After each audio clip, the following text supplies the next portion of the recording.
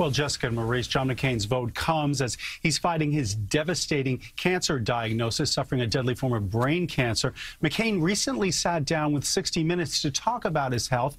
In an interview you'll see on Sunday, he told Leslie Stahl how his diagnosis unfolded. In July, on his way home after a checkup, his doctor called him back and said, "Come back here." I was driving up here, and I got about two-thirds of the way up, and my doctor called and said, "You got to come back." And I said, "Hey, today is Friday. I'll just come in on Monday." And she said, "No, you have to come now. It's very serious." You turned the car around and went immediately into surgery. Yes, they thought it was serious enough that they had to act immediately. Senator John McCain told Leslie Stahl he urged doctors to tell him the truth about his glioblastoma. I kept saying to them, "Tell it to me straight." "Well, there's always this, there's always that, you know," and I said, "I can take it, just tell me." And then they were more forthcoming. Senator McCain continues to work despite his condition, and today announced he will not vote for the latest Republican attempt to repeal and replace Obamacare.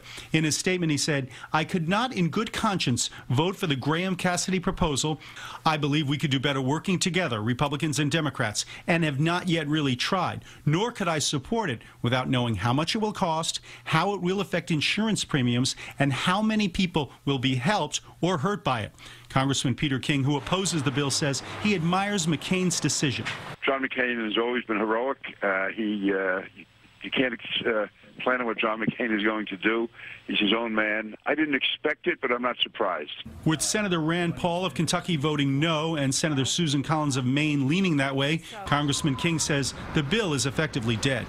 I think what John McCain did today basically ends the bill, and we have to go forward after October 1st, trying to find a bipartisan way to reform and improve Obamacare.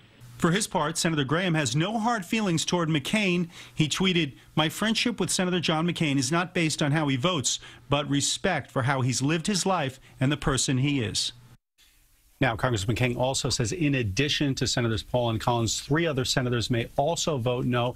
And it's the second time McCain has voted against a repeal of Obamacare. The last time was back in July, right after his diagnosis.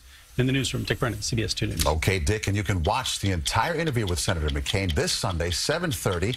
It is the 50th anniversary season premiere of 60 Minutes right here on CBS 2.